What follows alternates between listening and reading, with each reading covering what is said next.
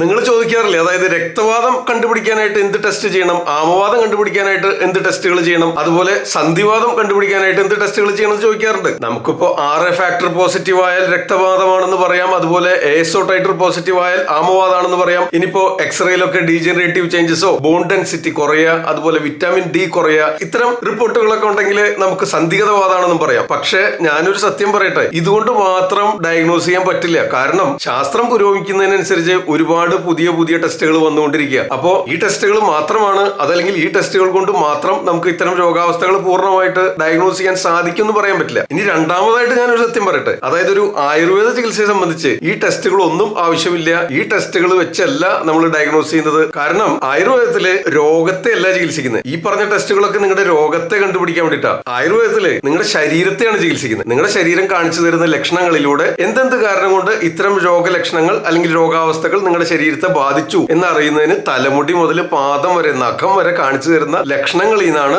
നമുക്ക് നിങ്ങളുടെ രോഗാവസ്ഥ, നിങ്ങളുടെ ശരീരപ്രകൃതി മനസ്സിലാക്കാനായിട്ട് സാധിക്കും. വാതപിത്ത കഫങ്ങളുടെ ഏറ്റക്കുറച്ചിലുകൾ അനലൈസ് ചെയ്യാനായിട്ട് സാധിക്കും. എന്നിട്ട് അതിനെ ബാലൻസ് ചെയ്യുന്നതിന് വേണ്ടതായ ഭക്ഷണ രീതിയും ജീവിത രീതിയും ഔഷധങ്ങളും നിശ്ചയിക്കുക. ഇതാണ് ആയുർവേദ ചികിത്സ. അപ്പൊ അതുകൊണ്ട് തന്നെ ഒരു പേരിട്ടത് കൊണ്ടോ ഒരു ടെസ്റ്റ് റിപ്പോർട്ട് കിട്ടിയത് കൊണ്ടോ മറ്റൊരാളുടെ ഇതേ ലക്ഷണങ്ങളുള്ള മറ്റൊരു രോഗിക്ക് കൊടുക്കുന്ന ചികിത്സയും ഭക്ഷണ രീതി ആയിരിക്കണം എന്നില്ല നിങ്ങളെ സംബന്ധിച്ച്. ഓക്കെ, ഓരോരുത്തർക്കും വ്യത്യസ്തമായിരിക്കാം. അപ്പൊ ആ രോഗ തീവ്രതയ്ക്കും ദോഷസ്ഥിതിക്കും അനുസരിച്ച് ഭക്ഷണ രീതികളും ജീവിത രീതികളും ഒപ്പം തന്നെ ഔഷധങ്ങളും ചിട്ടപ്പെടുത്തേണ്ടതുണ്ട്. അപ്പൊ അതുകൊണ്ട് ശിരസ് മുതൽ പാദം വരെ കാണിച്ചു തരുന്ന ലക്ഷണങ്ങൾ അനലൈസ് ചെയ്യുക, അതുവഴി നിങ്ങളുടെ ദേഹപ്രകൃതിയും ദോഷസ്ഥിതിയും രോഗാവസ്ഥയും മനസ്സിലാക്കി വേണ്ടതായ ചികിത്സകൾ നിശ്ചയിക്കുക. ഇതാണ് ഒരു ആയുർവേദ രീതി. ഓക്കെ, പിന്നെ നിങ്ങൾ പല ചികിത്സാ രീതികളും ചികിത്സാ സമ്പ്രദായങ്ങളും പരീക്ഷിച്ച് പരിശ്രമിച്ച് അതിൽ കാര്യമായ സംതൃപ്തി ലഭിക്കാതെ നിങ്ങൾ ചികിത്സയ്ക്കായിട്ട് വരുമ്പോ നിങ്ങൾ കൊണ്ടുവരുന്ന റിപ്പോർട്ടുകളൊക്കെ ഒന്ന് പരിശോധിക്കാറുണ്ട്. നിങ്ങളുടെ ഒരു സന്തോഷത്തിനും കൂടി വേണ്ടിയാണ്. അതിൽ നിന്ന് എന്തെങ്കിലും ഒരു ആയുർവേദ കാഴ്ചപ്പാടിനനുസരിച്ച് ഒരു രോഗാവസ്ഥ തീരുമാനിച്ച് അതിന് ചികിത്സകൾ നിശ്ചയിച്ചതിന് ശേഷം അതിലേക്ക് ചേർത്ത് വെക്കാവുന്ന മറ്റെന്തെങ്കിലും നിങ്ങൾ കൊണ്ടുവന്നിട്ടുള്ള പരിശോധനാ റിപ്പോർട്ടുകളിൽ ഉണ്ടോ എന്നും കൂടെ ഒന്ന് പരിശോധിക്കുന്നു. അത്രേ ഉള്ളൂ. ഓക്കെ, അതല്ലാതെ ആ റിപ്പോർട്ടുകൾ മാത്രം വെച്ച് നമുക്ക് രോഗാവസ്ഥ നിർണ്ണയിക്കാൻ സാധ്യമല്ല. അപ്പൊ അതുകൊണ്ടാണ്